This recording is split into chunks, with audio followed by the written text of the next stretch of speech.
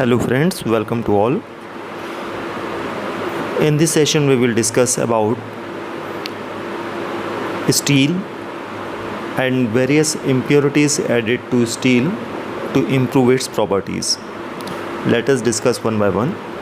So in the previous session we have discussed about steel and various types of steel. Generally it is of plain carbon steel, alloy steel, stainless steel and carbon tool steel. So various types of steels are available and it have good strength than cast iron, good tensile strength than cast iron, having good resistance than cast iron, but still we can also improve more properties as per our requirement by adding some of the materials. So let us discuss one by one. The first one is nickel. By adding nickel we can increase the toughness, the tensile strength, the ductility of steel.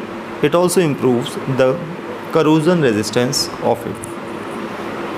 Now one of the important impurity or one of the important element we can add in the steel is chromium. So if we added 1.5% of chromium, then it gives a good strength to steel.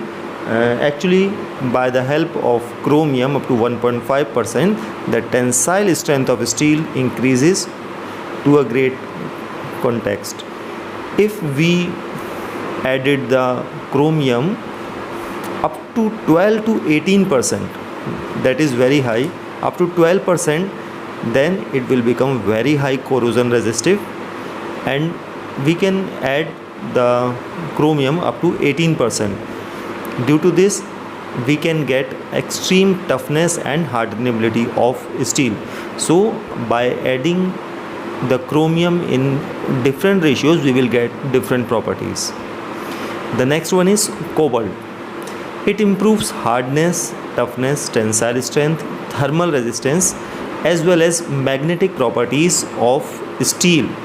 Generally a soft iron has very good magnetic properties, but a steel have very low magnetic properties. If we have to improve these properties, then we can add cobalt in it. The next one is manganese. If we add 1 to 1.5% of manganese, then it will provide good strength and toughness to steel. Above it, up to 5% of manganese,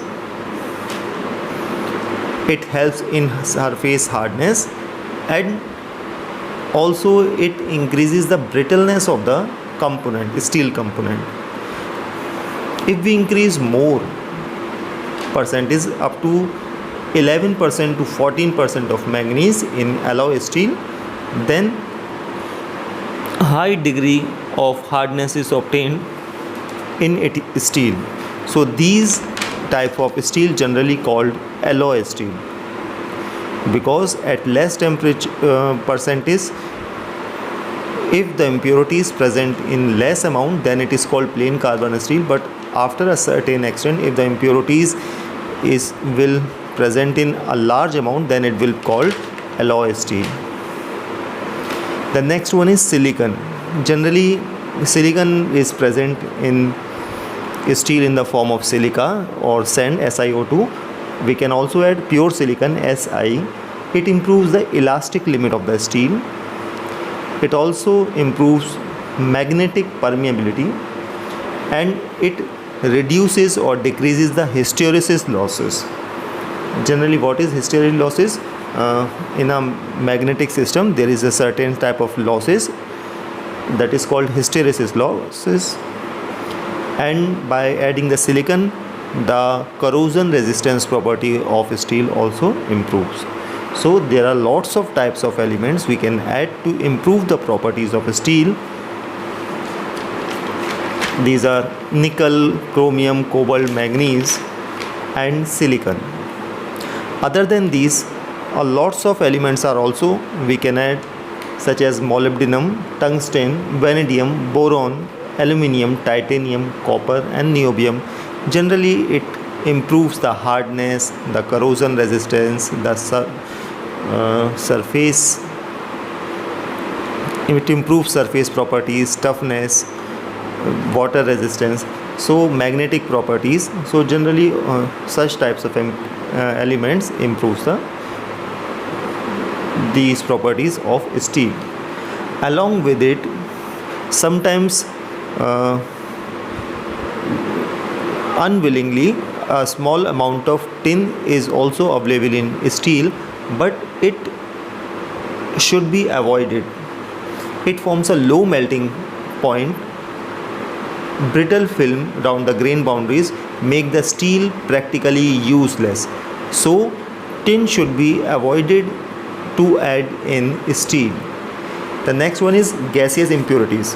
During the melting time or molten steel, if the gas will remain in it, then what will happen?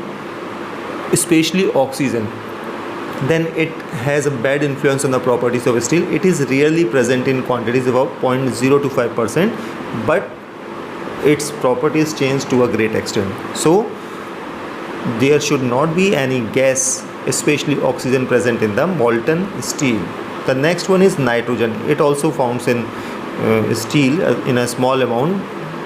It occurs obtained from the atmosphere.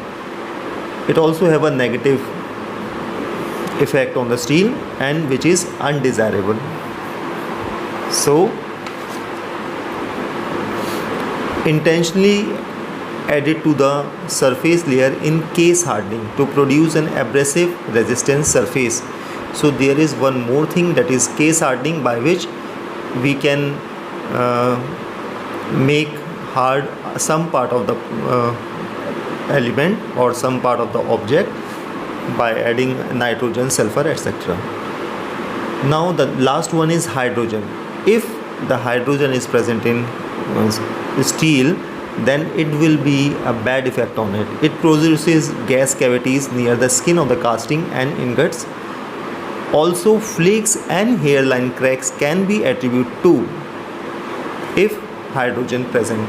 So few elements, few impurities makes a positive impact on the steel, improves the properties of the steel, but few elements such as tin, gaseous impurities, especially oxygen, nitrogen, hydrogen, it